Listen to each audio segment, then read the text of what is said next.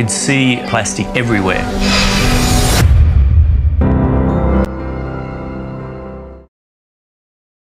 Penggunaan deterjen sebagai bahan pembersih Pencemaran lingkungan juga masih menjadi pekerjaan. Warga sekitar Waduk Jatigede, Sumedang, Jawa Barat mengeluhkan sampah limbah rumah tangga yang terus berdatangan hingga bak lautan.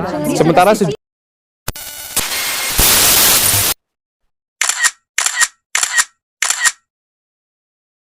Tahukah kalian apa itu pencemaran air? Pencemaran air adalah suatu perubahan keadaan di suatu tempat penampungan air seperti danau, sungai, lautan, dan air tanah akibat dari aktivitas manusia. Perubahan ini mengakibatkan menurunnya kualitas air hingga ke tingkat yang membahayakan sehingga air tidak bisa digunakan sesuai peruntukannya. Pencemaran air di Indonesia sebagian besar diakibatkan oleh aktivitas manusia yang meninggalkan limbah seperti limbah pemukiman, limbah pertanian, limbah industri termasuk pertambangan. Asian Development Bank pada tahun 2008 pernah menyebutkan pencemaran air di Indonesia menimbulkan kerugian sebesar 45 triliun per tahun. Di Indonesia, rata-rata pencemaran air disebabkan oleh limbah industri, penggunaan lahan hijau atau hutan untuk membangun sesuatu seperti rumah dan pabrik, limbah pertanian, limbah pengolahan kayu, dan penggunaan bom oleh nelayan dalam mencari ikan di laut. Penyebab pencemaran air dapat dibagi menjadi dua sumber, yaitu kontaminasi langsung dan tidak langsung.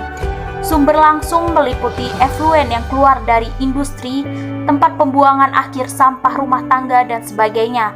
Sumber tak langsung adalah kontaminan yang memasuki badan air dari tanah seperti air tanah atau atmosfer berupa hujan.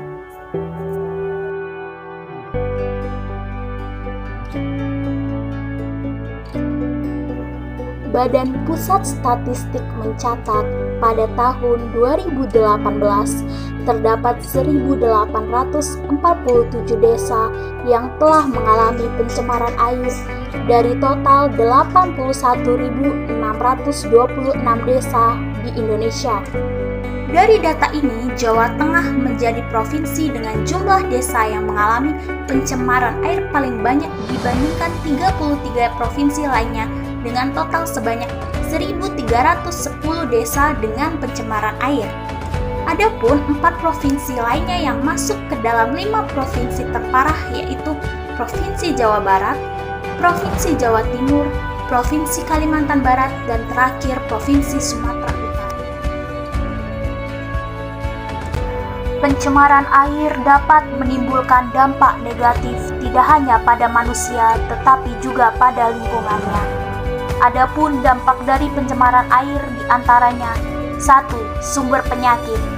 Air limbah yang tidak dikelola dengan baik akan menimbulkan pencemaran air yang bisa menyebabkan berbagai macam penyakit seperti diare, tifus, malaria, dan demam berdarah karena air yang tercemar mengandung virus dan bakteri. 2. Terganggunya kesuburan tanah.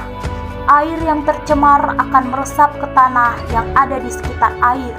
Hal ini mengakibatkan tanah tersebut ikut mengandung berbagai zat polutan. Ketiga, mempercepat kerusakan.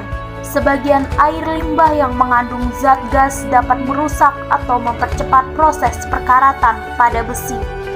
Keempat, merusak ekosistem air. Pencemaran air mempengaruhi fungsi lingkungan, organisme, biota, hewan, tumbuhan menjadi rusak karena pencemaran air.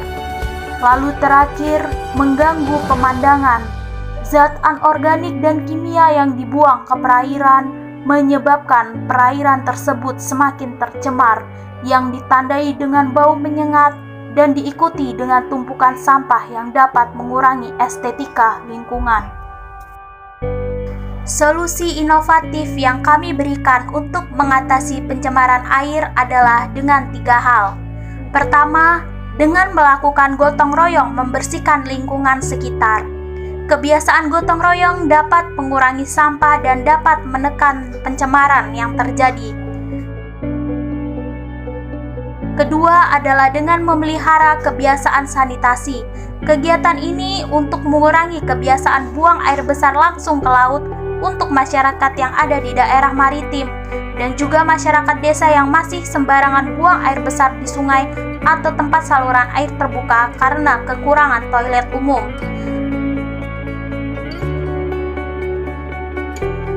Lalu ketiga adalah dengan high river filter. Kegiatan ini memanfaatkan limbah rambut dari salon maupun pangkas rambut menjadi filter air yang efektif menyerap limbah kimia berbahaya, di mana limbah rambut dibentuk menjadi gumpalan yang membentuk bidang kotak yang kemudian ditekan dari kedua sisi dengan jaring besi berukuran persegi panjang, sehingga jadilah sebuah blok filter rambut. Balok ini nantinya akan digunakan untuk menyaring air yang tercemar oli, sampah rumah tangga, dan lain-lain. Selain itu, pemerintah pun turut serta dalam mengatasi pencemaran air. Hal tersebut dibuktikan dengan Peraturan Pemerintah Nomor 82 Tahun 2001 tentang pengelolaan kualitas air dan pengendalian pencemaran, yang sejalan dengan Undang-Undang Nomor 32 Tahun 2009. Adapun program hidrologi internasional UNESCO Prakarsa Internasional pada kualitas air berkolaborasi dengan Pusat Eki-Hidrologi Asia Pasifik dan kantor UNESCO Jakarta menggelar lokakarya pelatihan tentang polutan dan pencemaran air di tahun 2018 lalu.